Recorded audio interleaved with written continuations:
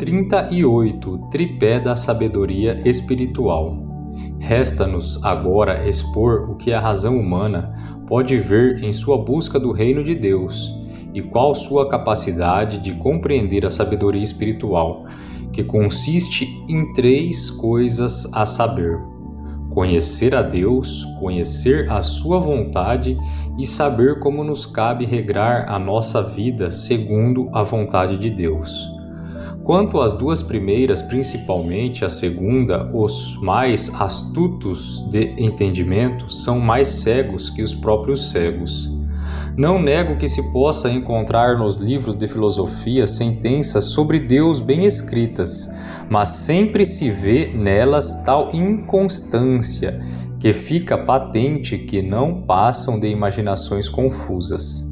É bem verdade que Deus lhe concedeu um pequeno sabor da sua divindade para que não pretendessem que sua ignorância desculpasse a sua impiedade, e os impulsiona um pouco a dizerem sentenças pelas quais poderiam ser persuadidos.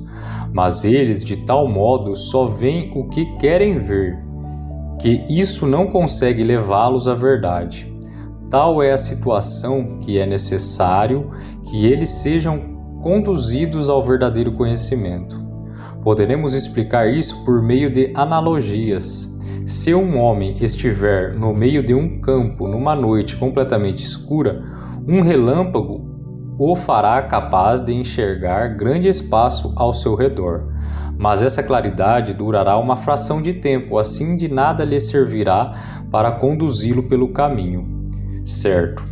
Tão depressa se desvanece a claridade que antes de ele poder pôr os olhos no caminho é outra vez dominado pelas trevas. Não há como chegar a casa, mas isso acontece com as pequenas gotas de verdade que vemos esparsas nos livros dos filósofos. Por quantas horríveis mentiras são obscurecidas? Mas, como eu disse no 2º artigo, a ignorância deles é que jamais tiveram um mínimo que fosse de certeza da vontade de Deus, sem o que o entendimento fica tomado por espantosa confusão, porque a razão humana nunca pode aproximar, nem entender, nem acertar o seu objetivo, que é conhecer bem o Deus verdadeiro e o que Ele quer estar entre nós. Mas com uma falsa presunção os deixa embriagados e só com grande dificuldade podemos acreditar que a nossa razão, que cega, é insensível para entender as coisas de Deus. Será melhor, ao que me parece, provar isso pelo testemunho da Escritura do que por argumentos da razão. O que nós é bem demonstrado pelo apóstolo João quando afirma que desde o princípio a vida estava com Deus e que a vida era a luz dos homens. A luz resplandece nas trevas e as trevas não prevalecerão contra ela.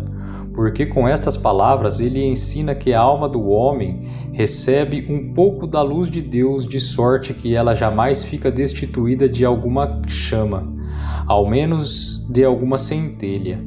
Igualmente, porém, ele observa que mesmo com essa iluminação, ela não pode compreender Deus. Por quê? A razão disso é que todo o seu engenho quanto ao conhecimento de Deus é pura escuridão, porque quando o Espírito Santo chama os homens das trevas, ele os despoja de toda faculdade e inteligência espiritual.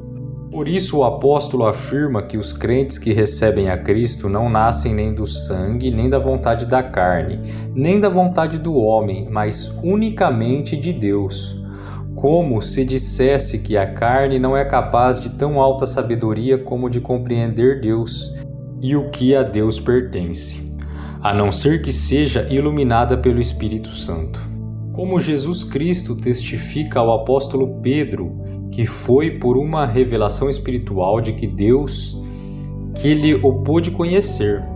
Se tivéssemos como coisa resolvida aquilo o que não se deve ter dúvida, sendo certo que tudo quanto o nosso Senhor confere a seus eleitos pelo Espírito de regeneração, falta à nossa natureza não teríamos nenhum motivo para vacilar nestas questões. Porque o povo fiel fala desta maneira pela boca do profeta: pois em ti está o manancial da vida, na tua luz vemos a luz. O apóstolo Paulo testifica que ninguém pode falar verdadeiramente de Cristo senão pelo Espírito Santo. Igualmente, João Batista, vendo a rudeza dos seus discípulos, exclama que ninguém pode compreender ou receber coisa alguma se do céu não for lhe dada.